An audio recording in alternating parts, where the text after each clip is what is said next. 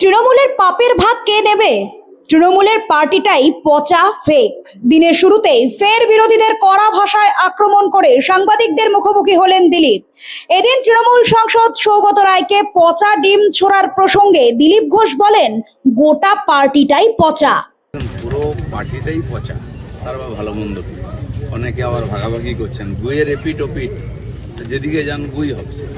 সেরকম টিএমসিটা কিছু ধান্দাবাজ লোক সুবিধার জন্য এসেছিল, এর জন্য পুরো দায়ী সিপিএম। তারা যে অব্যবস্থা তৈরি করেছিল, অরাজকতা, তারপরে মানুষ বাধ্য হয়ে এক জায়গায় এসে একটা কিছু করেছিল, যাকে সামনে পেয়েছে খড়কুটো রেখেছিল। পরিস্থিতির কারণে মানুষ মুক্তির জন্য করেছিল। নীতি, আদর্শ, ডিসিপ্লিন কিছু নেই পার্টি, সবাই কামাচ্ছে উপর থেকে নিচে। তো আজ এমন পরিস্থিতি হলো, মানুষ এমনভাবে হারিয়েছে, আর কামানোর রাস্তা নেই, তাই ভেতরের সমস্ত ঘা বেরিয়ে গেছে।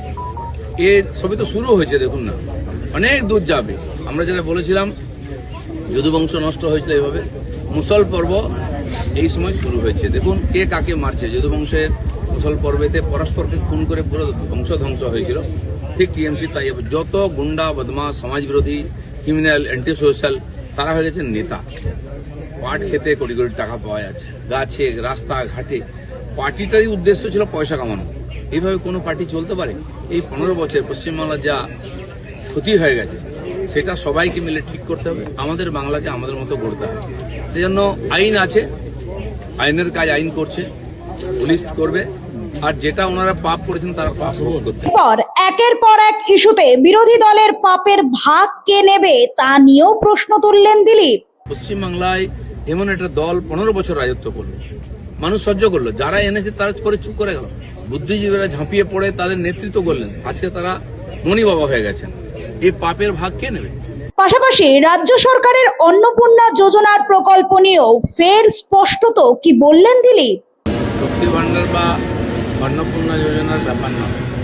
ভারতবর্ষের কেন্দ্র রাজ্য সরকার যা যা সুবিধা দেন নাগরিকদের, সেটা পেলে প্রথম কন্ডিশন হচ্ছে তাকে ভারতের নাগরিকত্ব।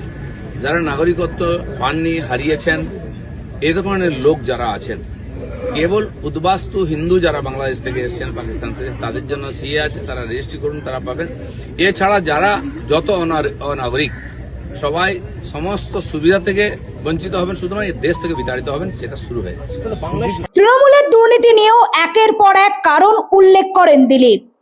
টিএমসি যে চক্রান্ত করেছিল এসআইআর কে ঘেঁটে দেওয়ার জন্য, এটার বিরোধিতা করেছিল, কোনো চেষ্টা হচ্ছে কোথাও কোথাও। এই যে বহু লোককে ঢুকিয়ে দেওয়া হয়েছে পঞ্চায়েত থেকে পুরসভায়, তারা বেতন পায় না, পয়সা নেওয়া হয়েছে, তারা এখন আন্দোলন শুরু করেছে। তাদের কোনো অথরিটি নেই ওখানে, নেতা ঢুকিয়ে দিয়েছে। একটা প্রকল্পের টাকা, একজনের টাকা 3 জন পেত। এখন এগুলো রিভিউ হবে, বেআইনিভাবে নিয়ম না মেনে ঢুকে থাকলে তার তো কোনো সুযোগ নেই ওখানে। সংখ্যালঘুরা বাংলাদেশি হলে কোনোভাবেই চলবে না। সরকারি সুবিধা উপভোগ করতে হলে মুসলিমদের কি কি জরুরি আবারও স্পষ্ট করলেন দিলীপ। আজকে মুসলমান সমাজকে তাদের জন্য কি করেছেন? রাস্তায় নামাজ পড়ার ব্যবস্থা করেছেন, সরকারি জায়গায় ঘিরে কবরস্থান। আরে বেঁচে থাকবে কি করে? ঠিক করে মরে গেলে কোথায় পুঁতবে, পরের কথা। মরার চিন্তা কেন? বেঁচে কি করে থাকবে? ছেলেপুলেরা পড়াশোনা করবে কি করে? তার ছেলেপুলে ডাক্তার, ইঞ্জিনিয়ার, উকিল, মাস্টার হওয়ার দরকার নেই?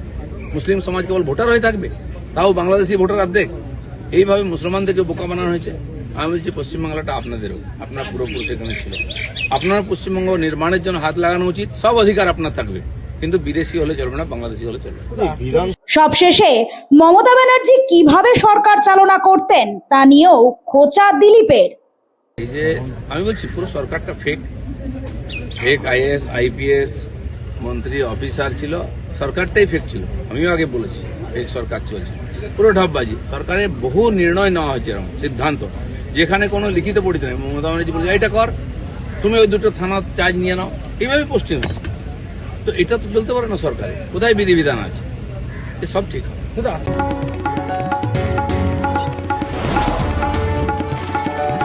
আপনারা দেখছেন ইনফো পালস বেঙ্গল, সত্যের স্পন্দন, বাংলার কণ্ঠ।